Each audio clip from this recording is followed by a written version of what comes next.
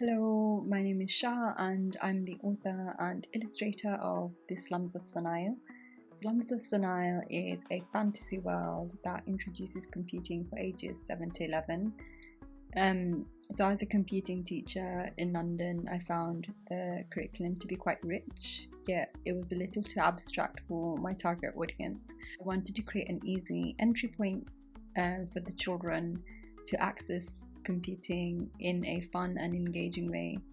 So I decided to do it through storytelling. I hope you enjoy the read. Let's get started. This is a snippet of the storybook Slums of Senail, a fantasy world introducing computing. In a land far away lives a wizard inside a cave. He can cast spells to change your body, slimmer or wider, into one that you like better. Beware, swapping bodies is based on a criteria. The pair must match in looks, skin, or character. Otherwise, you'll go berserk and disappear forever. Puff! Squeak! I'm pulling out my body! Oh no, why am I in Grant's body? One day the wizard was summoned by the king, instructed to ail his sick daughter.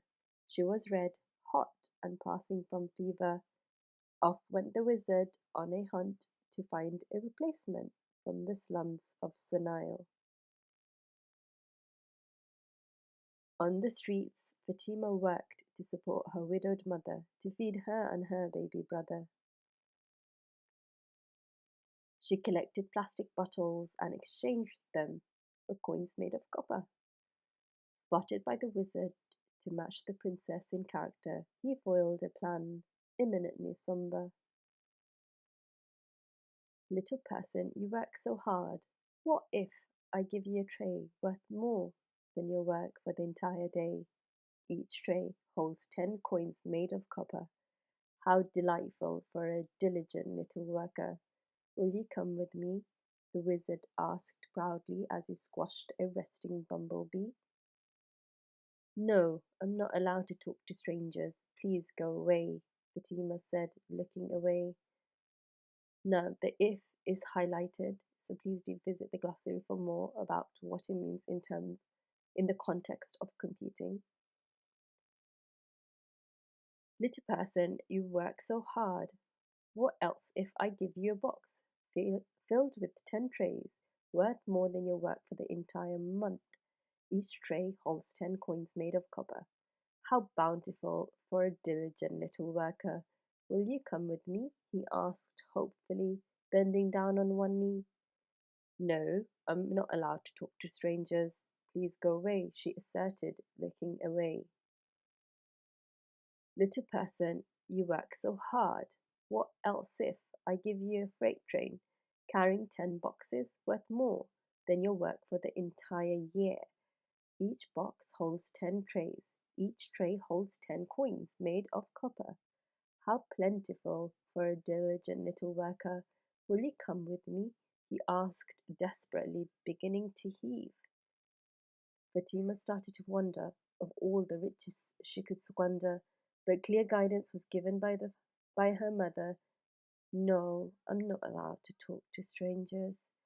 Please go away, she whispered, looking away. Sensing doubt, the wizard added a baseless lie.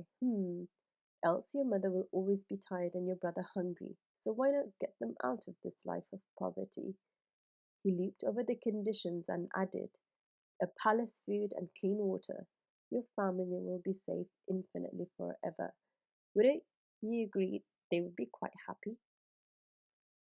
Yes, they would, and I won't have to work all day in this heat, only to get very little to eat. She agreed, nodding her head.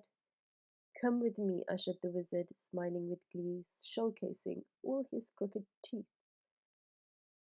They arrived at a mansion, entering through the back doors, eventually walking into a cave after quite an eventful tour.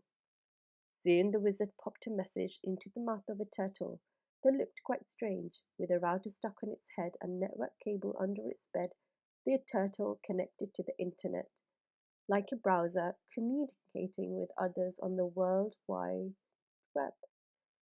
I feel so young. Arr! On send, the wizard's message broke down into data packets traveling through land, sea, and air. The packets marched in order consecutively with great care. Speeding through submarine cables, the data packets reached the royal palace, where they were rebuilt and returned to a message, all in less than a second. The king entered his password to decrypt the ciphertext. Out popped a message from the back of a turtle projecting onto a screen in big plain text. Now, this is just a snippet of the book. I wonder what will happen to Fatima next. Now, once you have finished reading the book, at the end of the book, there is a glossary and it goes through all the key terms that we come across during our read of the entire book. For example, what does browser mean? What does ciphertext mean? And so on. If you're interested, please do support my work by clicking on the link below and learning a bit more.